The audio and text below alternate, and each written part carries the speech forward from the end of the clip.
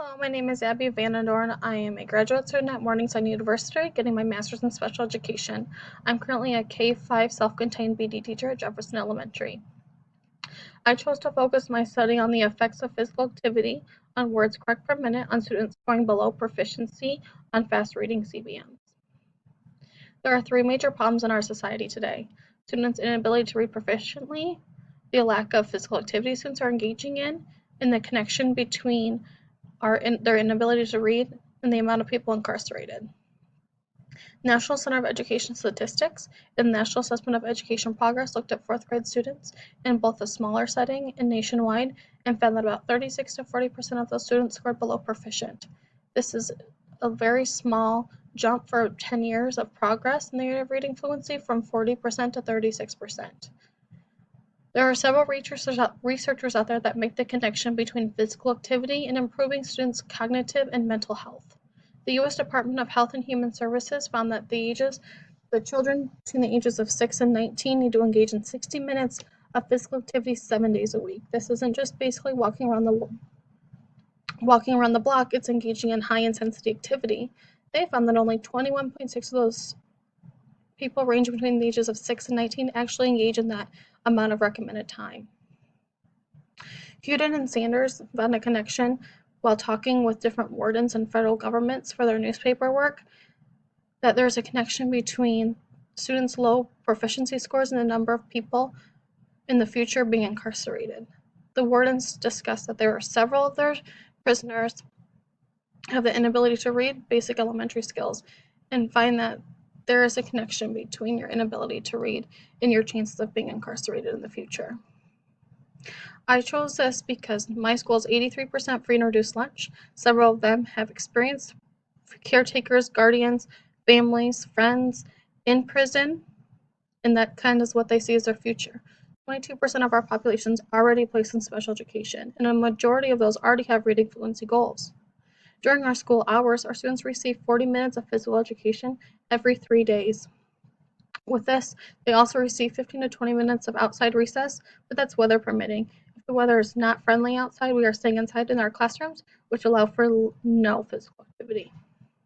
Our fast CBM reading scores lack the growth. You can see our second, third, fourth, and fifth grade scores from 2017 to 2018 fall to winter, and some grades have increased, but several grades have either maintained or kind of decreased their amount of students proficient.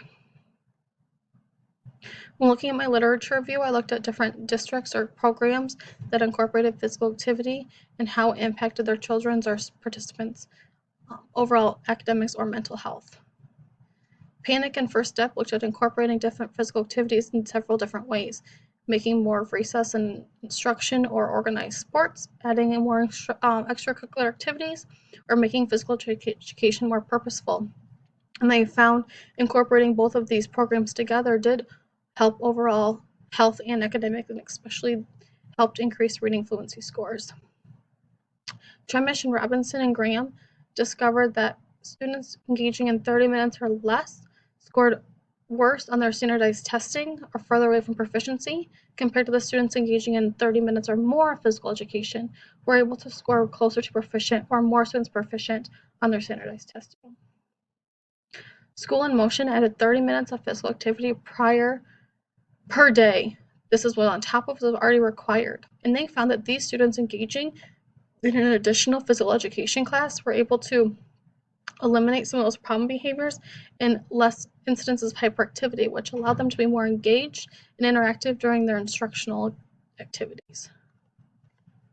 Reading fluency is defined by Lee and Yoon as the ability to read age-appropriate text accurately, quickly, and with expression. Again, I'm going to restate the studies that I said at the problem, that 36 to 40% of our fourth graders nationwide were reading below proficiency. I've attached the FAST CBM standards, what is considered college pathway, some risk, and high risk. To be considered proficient, you want your students to be able to read the some risk number or above to be considered proficient. The purpose of this study was to determine if physical activity would have an impact on their fast CBM reading scores, if it would help keep maintaining that growth and help them become closer to proficient than they originally were. As a researcher, I predicted that students would make greater growth on FAST when physical activity was involved. My overall goal wasn't just to complete this 12-week study and move on, but to give my students and other teachers in my building a step up and giving them a tool that would help keep students engaged and keep them motivated to keep learning and keep working towards that proficiency level. The participants I picked from came from a school with about 410 students. 83% of those students are free and reduced lunch, 12% are English language learners, and 22% are placed in special education. I did choose from one of the 3 second grade classrooms. All the participants were between the ages of 7 and 8, both female and male, and both Caucasian and African American.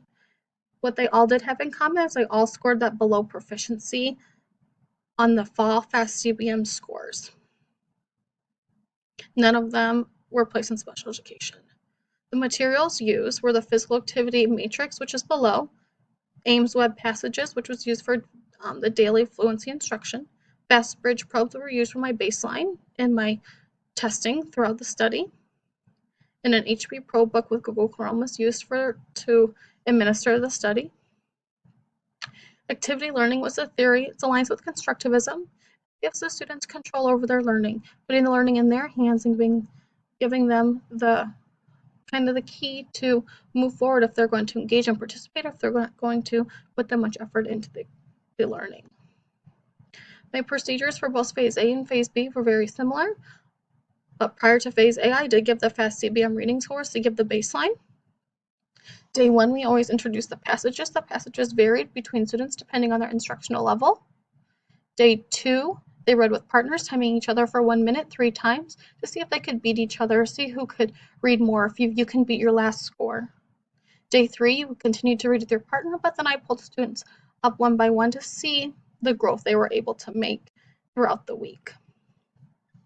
After Phase A and before Phase B, I did give the same fast reading CBMs to see the growth they made through Phase A. During Phase B, we maintained the same steps, Day 1, Day 2, and Day 3, but prior to each of those days, I did give them the physical activity matrix. They picked 1 to 2 physical activities to engage in, and I timed them for 5 minutes. All of the activities were taught in physical education, so I did not need to teach the activities, but I did have to give them a safe space to complete those activities. The data analysis I used was a paired sample t-test to compare the growth between Phase A and then compare the growth between Phase B, because in the Phase B, the FAST CBM reading was given again.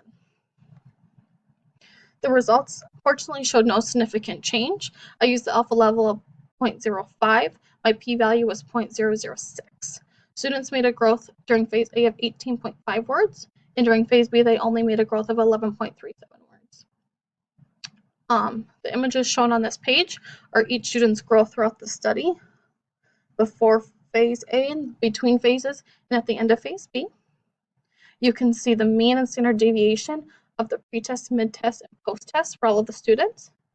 And you can see the paired sample t-test there on the bottom can show you that the p-value was 0.006, so there was no significant change that made my hypothesis true. When looking at the results to be a proficient reader, according to the FAST CBM standards, and fall students had to read 58 words correct per minute, and during the winter they had to read 87 words correct per minute. That's a 29-word increase, gaining 1.5 words per week. During Phase A, they gained 18.5 words throughout Phase A, which is 3 words per week. During Phase B, they gained 9.37 words, which equals 0.6 words per week. Trish, Robinson, Graham, and Happel and his researchers found that with the addition of physical activity, they were able to increase academic scores. Unfortunately, this was not the case for me, but all participants did make growth throughout the whole study, the 12-week study, which was a success. One thing that they did utilize was the active learning theory. They did gain more control. They were more excited to be here. They enjoyed the program. They enjoyed the physical activity. They enjoyed doing the repeated reading intervention. This was observed by myself. There was no formal data collected to support those results. When looking at the limitations, it was definitely the timing of the study was a huge limitation. I conducted the study immediately when school started after our 3-month summer vacation. So students lacked the routine. They weren't quite all acclimated back to the school year. Some of them haven't quite made that growth from what they lost during the summer. So if you or myself conducted the study at a different timing when they were more adapted back to the school year, I have a feeling you might get some different results. My choice in participants, I chose from one second grade classroom, and I chose students all scoring below the area, all scoring below proficiency. You could use a variety of participants: special education, English language learners, students are college pathway, proficient students, and seeing how this intervention would impact their growth in reading fluency.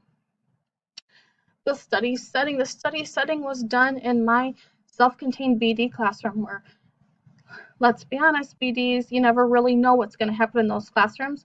There were some distractions. There was times it would become unsafe. I had to step out here for a second. Students walking in and out of the room. So maybe using a more controlled setting, giving students less distraction, more time to focus, eliminating the unsafetyness, and allowing them to feel safe and secure where their instruction is being delivered. I chose to use the repeated reading instruction because this was a big push in my school district right now for second and third grade fluency instruction. There are several different types of reading fluency instruction out there. You can choose different ways. You can choose different ways per student, whichever best would fit their needs. But maybe playing with a couple different fluency instructions might also different or help with the results. I also chose as a limitation the physical activity matrix. I chose that because they already knew those instructions. It was easier for me to move into the fluency instruction by using just the activities that they already know. I wouldn't have to pre-teach or teach different activities to them. But there's several ways you can incorporate different physical activities. You can incorporate it within the lesson. You can pull them right after physical education class. You can do it right after recess. You could ask the gym teacher to create a whole nother lesson. So there's different ways that you can incorporate that physical activity. And I learned that when working with the study and working kind of in real life, you just kind of got to go with the flow. Things change, attendance is there, fire drills, life, snow days. So all those things really incorporate and can impact our study. So maybe having a more controlled setting, controlling the weather might really impact the different results. The implications, the teacher really was able to master the reading fluency instruction. You were able to understand different physical activities, and you're able to facilitate and monitor partner work instead of kind of being the dictator and leading instruction. It was nice to be able to facilitate and just monitor students working together and giving them guidance in that way. Students, they were able to really dive into the active learning theory and gain control over their own learning, which is really nice to see. They were becoming more proficient readers. They were gaining more physical activity, even though it was only 5 minutes. It was more than what they were given in the past. It was a ratio between 1 and 8 versus 1 and 20 during their regular instruction. And they were able to interact with peers, buildings on that sportsmanship, respect, working and problem solving with different partners and peers was really nice to see and help monitor that. Here are some of my references used.